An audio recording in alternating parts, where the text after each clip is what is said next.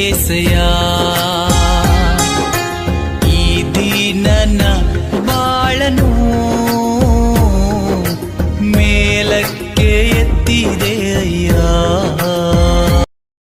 ಕರ್ತನಾದ ಯೇಸು ಕ್ರಿಸ್ತನ ಪ್ರೀತಿಯುಳ್ಳ ಹೆಸರಿನಲ್ಲಿ ಈ ವರ್ಷದ ಕ್ರಿಸ್ಮಸ್ ಹಬ್ಬದ ಶುಭಾಚಾರವನ್ನು ನಿಮ್ಮ ಎಲ್ಲರಿಗೆ ತಿಳಿಸುವುದರಲ್ಲಿ ನಾನು ಬಹಳ ಸಂತೋಷವುಳ್ಳವನಾಗಿದ್ದೇನೆ. ಕರ್ತನಲ್ಲಿ ಪ್ರಿಯರೇ, ವಿಶೇಷವಾಗಿ ಈ ದಿನದಲ್ಲಿ ಒಂದು ಚಿಕ್ಕ ಸಂದೇಶ.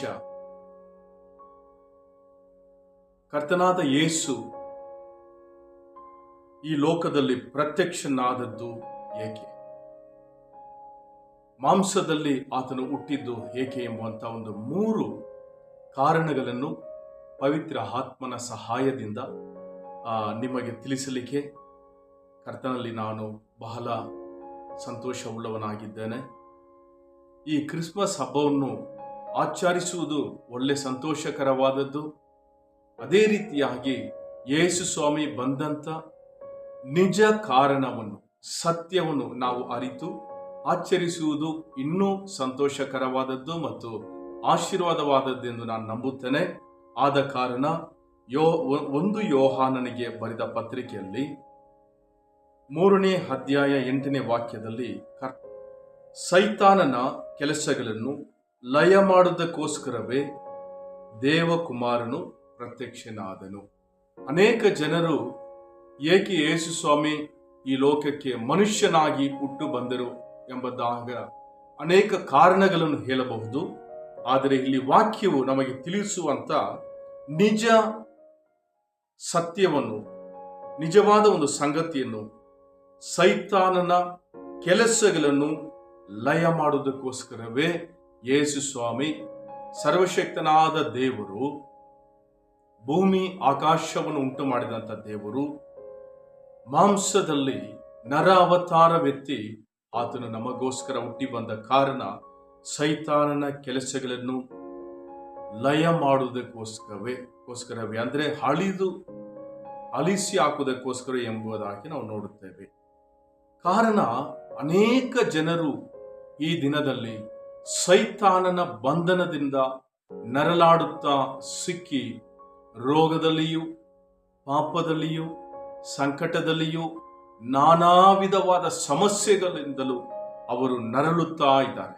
ಆದ್ದರಿಂದ ಕರ್ತನಲ್ಲಿ ಪ್ರಿಯರೇ, ಕರ್ತನಾದ ಯೇಸು ಸ್ವಾಮಿ ಸೈತಾನನ ಕೆಲಸಗಳನ್ನು, ಸಕಲ ವಿಧವಾದ ಕೆಲಸಗಳನ್ನು, ಒಂದು ವೇಳೆ ಈ ಒಂದು ಸಂದೇಶವನ್ನು ಕೇಳುತ್ತಾ ಇರುವ ನೀವು ರೋಗದಲ್ಲಿಯೂ, ಸಂಕಟದಲ್ಲಿಯೂ, ಯಾವ ತರ ಸಮಸ್ಯೆದಲ್ಲಿ ಇದ್ದರೂ ಸಹ ನೀವು ನಂಬಿರಿ, ಆ ಯೇಸು ಸ್ವಾಮಿ ಸೈತಾನನ ಕಾರ್ಯಗಳನ್ನು, ನಿಮಗೆ ವಿರೋಧವಾಗಿ ಈ ದಿನಗಳಲ್ಲಿ ಕ್ರಿಯೆ ಮಾಡುತ್ತಾ ಇರುವ ಕಾರ್ಯಗಳನ್ನು ಲಯ ಮಾಡಲು ಆತನು ಬಂದಿದ್ದಾರೆ. ಕರ್ತನಲ್ಲಿ ಪ್ರಿಯರೇ, ಅದು ಮಾತ್ರವಲ್ಲದೆ ಮತ್ತೇನು ಬರೆದ ಸುವಾರ್ತೆ 20ನೇ ಅಧ್ಯಾಯ 28ನೇ ವಾಕ್ಯದಲ್ಲಿ ನಾವು ಓದುವುದಾದರೆ, ಹಾಗೆಯೇ ಮನುಷ್ಯ ಕುಮಾರನು ಸೇವೆ ಮಾಡಿಸಿಕೊಳ್ಳುವುದಕ್ಕೆ ಬರಲಿಲ್ಲ, ಸೇವೆ ಮಾಡುವುದಕ್ಕೂ ಅನೇಕರನ್ನು ಬಿಡಿಸಿಕೊಳ್ಳುವುದಕ್ಕಾಗಿ ತನ್ನ ಪ್ರಾಣವನ್ನು ಹೀಡಿಕೊಡುವುದಕ್ಕೂ ಬಂದನು ಎಂದು ಹೇಳಿದನು.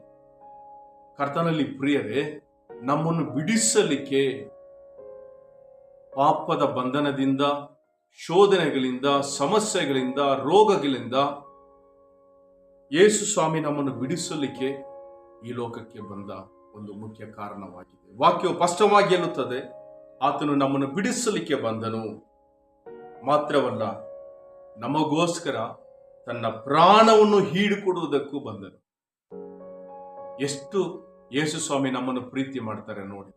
ತನ್ನ ಪ್ರಾಣವನ್ನು ನಮಗೋಸ್ಕರ ಹೀಡಿಕೊಡುವುದಕ್ಕಾಗಿ, ನಮ್ಮನ್ನು ಬಿಡಿಸಿಕೊಡುವುದಕ್ಕಾಗಿ, ಸೈತಾನನ ಕೆಲಸಗಳನ್ನು ನಮಗೆ ವಿರೋಧವಾಗಿ, ನಮ್ಮ ಕುಟುಂಬಗಳಿಗೆ ವಿರೋಧವಾಗಿ, ನಮ್ಮ ಹಾವಿ ಆತ್ಮ ಶರೀರಕ್ಕೆ ವಿರೋಧವಾಗಿ ಕೆಲಸ ಮಾಡುತ್ತಾ ಇರುವ ಸೈತಾನನ ಕಾರ್ಯಗಳನ್ನು ಲಯ ಮಾಡುವುದಕ್ಕೋಸ್ಕರ ಯೇಸು ಸ್ವಾಮಿ ಬಂದಂತ ಒಂದು ಕಾರಣ. ಕರ್ತನಲ್ಲಿ ಪ್ರಿಯರೇ, ಆದ್ದರಿಂದ ಈ ವಾಕ್ಯವನ್ನು ಕೇಳುವಂತ ನಾವು ಲೂಕನು ಬರೆದ ಸುವಾರ್ತೆ 19ನೇ ಅಧ್ಯಾಯ 10ನೇ ವಾಕ್ಯದಲ್ಲಿ ಮನುಷ್ಯ ಕುಮಾರನು ಕೆಟ್ಟು ಹೋಗಿರುವುದನ್ನು ಹುಡುಕಿ ರಕ್ಷಿಸುವುದಕ್ಕೆ ಬಂದನು. ಯಾವ ಸಮಸ್ಯೆಯಿಂದ ನಾವು ಈ ಲೋಕದಲ್ಲಿ, ಈ ಸಮಯದಲ್ಲಿ, ಈ ದಿನಗಳಲ್ಲಿ ನಾವು ಸಿಕ್ಕಿದ್ದರೂ ಸಹ ನೀವು ನಂಬಿರಿ, ಕರ್ತನಾದ ಯೇಸು ಎಲ್ಲಾ ಕಾರ್ಯಗಳಿಂದ ನಮ್ಮನ್ನು ಬಿಡಿಸಿ ರಕ್ಷಿಸಲು, ನಮಗೋಸ್ಕರ ಪ್ರಾಣವನ್ನು ಹೀಡಿಕೊಡಲು, ಬಿಡಿಸಲು, ಸೈತಾನನ ಕೆಲಸಗಳನ್ನು ಲಯ ಮಾಡಲು ಬಂದಂತ ದೇವರು. ಇದೇ ವಿಶೇಷವಾದ ಕ್ರಿಸ್ಮಸ್ ಶುಭ ಸಮಾಚಾರವಾಗಿದೆ. ಆದ್ದರಿಂದ ನಾವು ತಿನ್ನುವುದರಿಂದ, ವಸ್ತ್ರಗಳನ್ನು ಹಾಕಿಕೊಳ್ಳುವುದರಿಂದ ಒಂದು ದಿನ ಮಾತ್ರ ನಾವು ಸಂತೋಷ ಉಳ್ಳವರಾಗಿರಬೇಕೆಂಬುದಾದ ಗುರಿ ಆತನದಲ್ಲ. ಆತನು ಇಟ್ಟಿರುವ ರಕ್ಷಣೆಯನ್ನು ಹೊಂದಬೇಕು, ಬಿಡುಗಡೆಯನ್ನು ನಾವು ಹೊಂದಿಕೊಳ್ಳಬೇಕು. ಆತನು ನಮಗೋಸ್ಕರ ತನ್ನ ಪ್ರಾಣವನ್ನು ಹೀಡಿಕೊಟ್ಟನು. ಈ ಸತ್ಯವನ್ನು ನಾವು ತಿಳಿದು ಆತನಿಗೆ ನಮ್ಮನ್ನು ಒಪ್ಪಿಸಿಕೊಟ್ಟು ನಾವು ದೇವರಲ್ಲಿ ನಮ್ಮನ್ನು ತಗ್ಗಿಸುವುದಾದರೆ ನಿಜವಾಗಿಯೂ ಕರ್ತನು ಬಂದಂತ ಆ ಒಂದು ಆಶೀರ್ವಾದದ ವರವಾದ ರಕ್ಷಣೆ, ಎನ್ನಿಸಲಾಗದಂತ ಅನೇಕ ಆಶೀರ್ವಾದಗಳು ನಮ್ಮ ಜೀವನದಲ್ಲಿ ಕರ್ತನು ತಾನೇ ತಂದು ನಮ್ಮನ್ನು, ನಮ್ಮ ಕುಟುಂಬಗಳನ್ನು, ನಾವು ಮಾಡುವ ಎಲ್ಲಾ ಕಾರ್ಯಗಳನ್ನು ಆಶೀರ್ವದಿಸಲು ಯೇಸು ಸ್ವಾಮಿ ಶಕ್ತನಾಗಿದ್ದಾರೆ. ಕರ್ತನಲ್ಲಿ ಪ್ರಿಯರೇ, ಈ ಕ್ರಿಸ್ಮಸ್ ದಿನದಲ್ಲಿ ಈ ಬಿಡುಗಡೆಯನ್ನು ಕೇಳಿದಂತ ಸತ್ಯ ವಚನವನ್ನು ಒಬ್ಬರಿಗಾದರೂ ಶುಭ ಸಮಾಚಾರವಾಗಿ ತಿಳಿಸಿ ಹ್ಯಾಪಿ ಕ್ರಿಸ್ಮಸ್ ಅಂತ ನೀವು ಹೇಳ್ರಿ. ಅದು ಒಳ್ಳೆ ಅರ್ಥವುಳ್ಳ ಒಂದು ಕ್ರಿಸ್ಮಸ್ ಆಗಿರುತ್ತದೆ. ಕರ್ತನು ತಾನೇ ನಿಮ್ಮನ್ನು, ನಿಮ್ಮ ಕುಟುಂಬಗಳನ್ನು ಧಾರಾಳವಾಗಿ ಆಶೀರ್ವದಿಸಲಿ. ದೇವರಿಗೆ ಸ್ತೋತ್ರ.